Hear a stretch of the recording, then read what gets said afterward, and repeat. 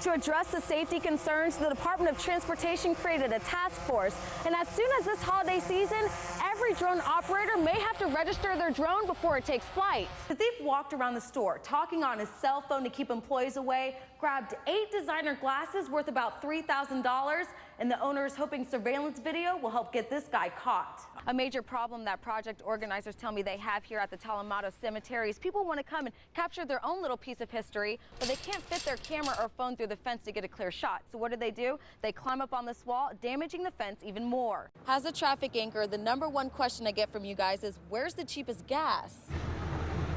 So I hit the road to find the cheapest gas prices in Jacksonville. So you guys have seen drones, you've seen automated cars, but how about an automatic lawnmower? Now I clocked that vehicle going 48 miles per hour. Visitors have the chance to interact with the wildlife here. Some of them you get to pet and even feed, like the giraffes. After a long day as a firefighter and paramedic for the St. Johns County Fire Rescue, it's off to the cemetery for Brian Bausch. The fact that there was dirt covering the faceplates, the nameplates of the veterans, and there was no American flags on them. And that really bothered me. A little over a month ago, Bausch noticed some of the local cemeteries in disarray. I mean, it makes me sad because I think, what if this was my family? So he decided to get his hands dirty. And I felt that, you know, a little bit of elbow grease would take off, so I started to clean. When he's not in the line of fire, you'll find him here. This is the pile that I raked up just the other day. Restoring the headstones and graves of our fallen soldiers and their families, the American flag a finishing touch. The rest of this was recessed down in the ground. As I pulled this up to raise it, I found the top of the headstone, and as you can see, I've got it tie strapped together as I've been piecing it together. That's as best as I've gotten so far. And besides the donated mulch, it's all on his own dime. I consider it an honor to come out here and be able to make their final resting place as nice as I possibly can. If it wasn't for gentlemen like this man and all the men out here and the women who stayed home to raise the families, I would not only have nothing, I would have none of the rights that I have right now. He even takes it a step further. Went to Hobby Lobby, bought some dowel rods, bought a plaque, 4x6 frame, took the back of the frame out. He does a little bit of research and finds the draft cards of these fallen soldiers.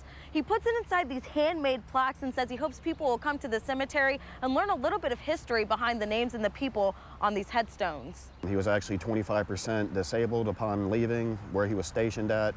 If he had been deployed to any wars, it would tell you the battles that he fought in. Bausch says he doesn't do this for praise. He just wants to be a good example for the community. It also gives him some peace from the sometimes hectic experiences of his job. I'm just a regular guy.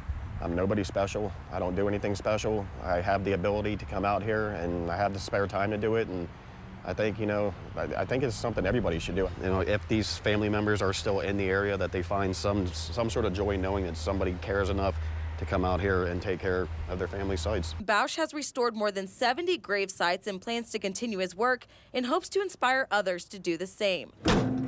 Crystal Moyer, Channel 4, the local station. This is unbelievable. Like, it's not good for business. It's back to work restocking the shelves of Beauty Supply USA in Arlington. It's known for selling virgin hair bundles and extensions, pretty much anything from curly to straight, red, or even blue hair. Business was good until The police officer called me at 6 a.m. told me that somebody broke in again. You heard right, again. This store was broken into twice in 2 weeks, and it was all caught on camera. Surveillance video shows the men shattering the glass door and grabbing merchandise during the first break-in. They just replaced the door with shatterproof material. This kind now, it's very strong. Like, you know, it's hard to anybody to break it easy. A week later in this video, you could see the men try to break through the door, but when their attempts fail, they break through the glass window. See, like, he still keep going, stealing the other guy, too. The owners believe it's the same thieves from the first encounter because they're dressed alike and carry oversized trash bins. It's a lot of glass was right here. The men knew exactly what they were looking for, heading straight to the most expensive hair extensions behind the counter and stuffing them into trash bins, even the bins that the store owned. Hair extension industry is like a really huge industry right now, so they know what they're getting. There's something to be sold easily in the streets without you know, getting cut as easy. The owners say the stolen extensions and clippers in both burglaries has this shop more than $80,000 in the hole. But business is open as usual. Everybody is like coming here, everybody's sorry, everybody is off that something happens in a neighborhood, in a community. So it's that's something kind of like warms our heart that we see like everybody cares. And now this contractor is back, replacing yet another glass panel. We're probably going to change the whole thing with unbreakable ones. These business owners say they've been a part of the community for 16 years and never had a problem like this until just recently. It's frustration. It's too much frustration. They just want the men splitting hairs caught. If you know anything about these break-ins, the owners want you to call JSO or Crime Stoppers. That number, 866-845-TIPS. They're also offering a $2,000 reward for anyone with information leading to an arrest. In Arlington, Crystal Moyer, Channel 4, the local station. What do we do now? Bring in for a break. Helping hands from all over town came together to honor Martin Luther King Jr.'s legacy by making a difference. More than 300 volunteers joined City Year and AmeriCorps, giving Highlands Middle a facelift. The #1 rule with sanding is go with the grain. They broke a sweat, sanding, painting, and replacing graffiti-filled walls with inspirational art. Right, people from all different backgrounds are coming together for a day of service. I think it speaks to Dr. King's vision of volunteerism, sacrifice, and really focus on the opportunity of youth into the future. Across the Trout River, several more volunteers were giving the playground a good scrub. It's just a good experience for me to do for the community, so it's actually fun, actually. The volunteers here at Lonnie C. Miller Park are wrapping up for the day. They did a lot of work cleaning the playground equipment and also doing some gardening and planting fresh flowers so that families here can enjoy this park for years to come. They also added some playful sidewalk art. Our own Tom Wills and Mary Bear were doing similar work at Victory Park in Arlington, building a Born Learning Trail, promoting early literacy and encouraging physical activity. Just minutes away, volunteers rolled up their sleeves and got their hands dirty, giving Francis Patchett Senior Center a fresh new look. The paint that was on the walls was chipped, it was dirty looking, it was Pepto-Bismol pink. With the help of Channel 4's Ashley Mitchum and Ethan Calloway, it's more modern and inviting. But you know what, this is fun. This is a great way to celebrate Martin Luther King Jr. and the service that he showed everyone, and now we're giving back. And it wouldn't surprise anyone that the weather authorities, Rebecca Berry and John Gahn, were in the elements, cleaning up the Hogan's Creek area and planting new flowers. It is cold and getting cold tonight. He was able to get the sun out, but the warm weather didn't follow. But that didn't keep the hundreds of volunteers from honoring Martin Luther King Jr. by coming together and giving back. CY Jackson Equality! Crystal Moyer, Channel 4, the local station. It's hammer time. More than 200 volunteers from all over the country came here to Yulee to build new homes for families in need. Some like Zoe Ward, who traveled all the way from New Jersey to give back. The most I've used a hammer is to put in a couple of nails for a picture. This is all the walls, framed walls for an entire 8 houses, all the same design. So what it is about a 1,200 square foot, 3-bedroom, 2-bath house. There's people here that are that really have probably never swung a hammer in their life before. So it's been great. There's a lot of bent nails around, but the fact is we're doing something, and they're having fun. I've never built a house before. Ward admits she's an amateur. Does this go square? I nail these together. I'm gonna try to show that I'm not frustrated. And on top of that, it's raining. We're kind of learning as we go along, and we've had to take things apart a couple times, so it's been trial by error for sure. Thankfully, Habijack COO Roger Cordy was there. You need me? He's one of a dozen captains assisting each group with construction. So we got 5 and 5/8. We got those right there. Cordy says free labor from these volunteers helps them get the most bang for their buck, providing more homes and resources for people in need. Hey, come on, baby. That's Ward using that hammer. After some help and direction, she got the hang of it. Oh, there we go. It's easy. I get it. She says the hard work was worth it. It is just an amazing experience to be able to contribute to this whole entire organization. I mean, look at all the people that are out here. In addition to building, these volunteers are also stuffing care packages with things like soap and toothpaste, and they're going to be given to the homeless and veterans in our area. There's so many folks that are in need, and to be able to give back right here, even in our own country and our own community, it's phenomenal. At the end of the day, 7,000 kits were made, and the frames for 8 homes were constructed and packed up. They'll be completed later this summer. Crystal Moyer, Channel 4, the local station. As a traffic anchor, the #1 question I get from you guys is, where's the cheapest gas? So I hit the road to find the cheapest gas prices in Jacksonville. I was on pump patrol, searching the area when I stumbled upon the Welcome Food Store's gas station on the west side. It's located on Wilson Boulevard and Jamies Road. Here, you can fill up for $1.97. This is the cheapest I found so far, and customers were happy about the savings. I jumped on it.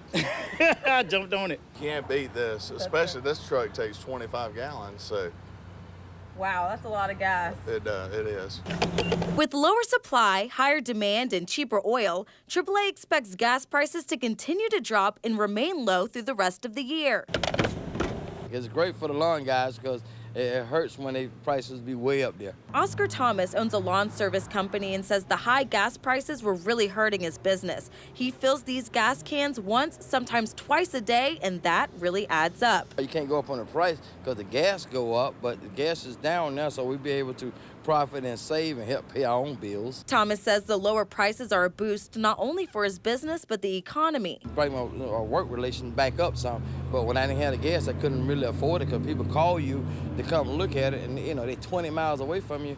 Well, you spend $20 just to go to them. Customers say the low prices at the pump gives them more confidence to splurge a little, and they're not keeping this place a secret. I'm gonna text a couple people, let them know where it's at. Told my brothers, told my sister, all my friends, and that's why I come and get it at the Welcome Store. They need to do their best to keep it down to about $1.50.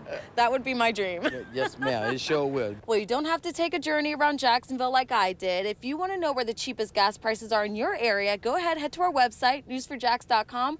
I've posted the link in my story on the homepage. Crystal Moyer, Channel 4, the local station. It's overwhelming. Yeah. Herbert and April Beck now have 2 preteen daughters in their household. We like to drive Mom crazy by horseflying in the house, and she tells us not to. After their daughter Cadence was born, they had a difficult time having more kids, so they decided to adopt. But they were leaning towards a younger child. We were actually wanting probably like 5 and under. But Cadence wanted someone around her age. She wrote an essay about why we need to have a tween instead of a little baby because she wanted to have someone to play with. Interestingly enough, this family first met Imani at an ice skating show. We actually sat right next to Imani and the foster parent that she was with at that time, and we got to meet her, and the girls got to play a little bit, and didn't think anything of it at the time. He says it was fate that brought them together. I was just like, I want Imani, I want Imani, I want Imani. Since she's like the same height and everything, like same age kind of, I get to talk to her about big girl things.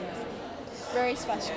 I really like it how they show loving and caring for foster child and everyone around them. We believe the Lord adopted us. That's what this whole season's even about.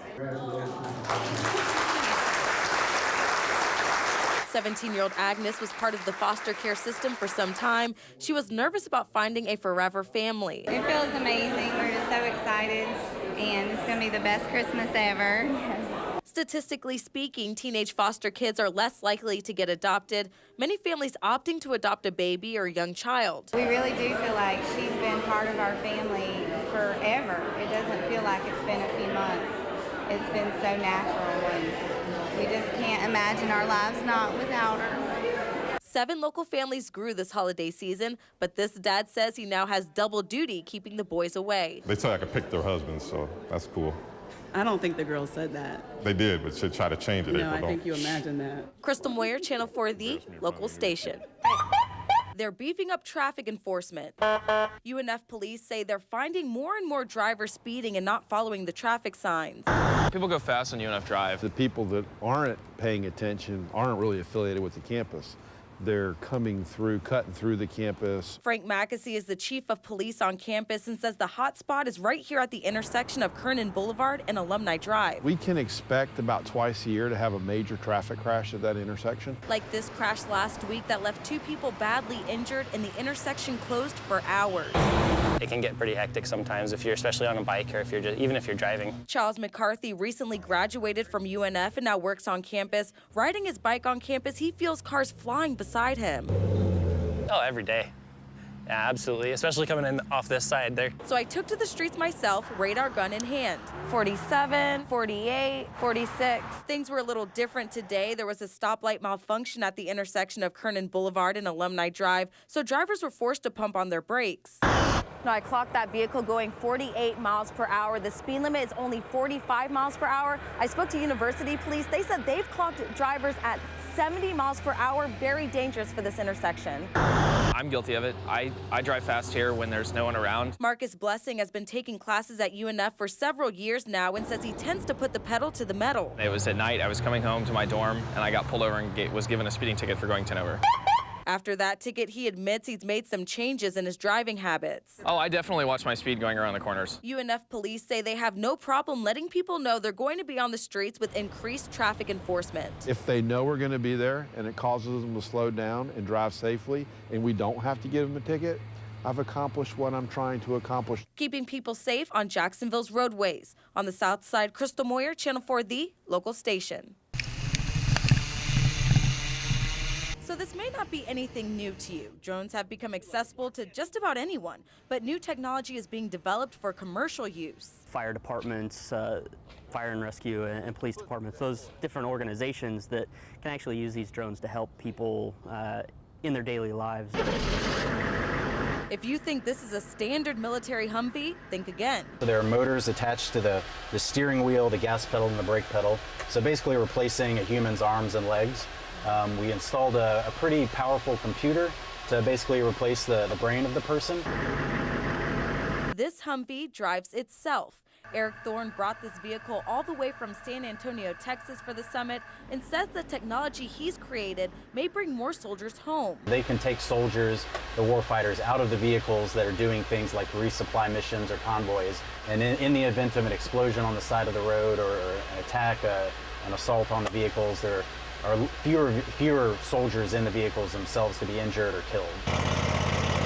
Okay, so you guys have seen drones, you've seen automated cars, but how about an automatic lawnmower? Here at the Florida Automated Vehicle Summit, they've come up with some really interesting ideas that's going to change the future.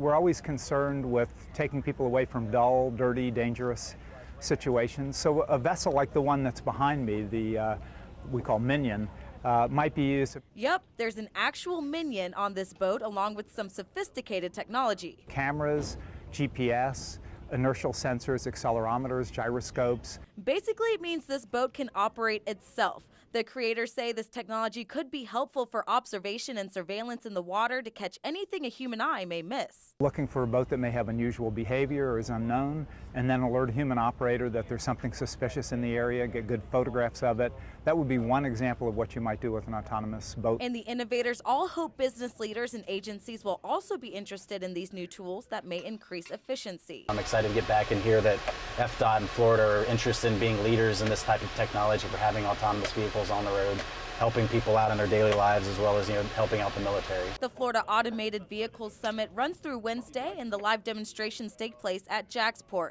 We've posted more information on the event on our website, news4jax.com. Crystal Moyer, Channel 4, the local station.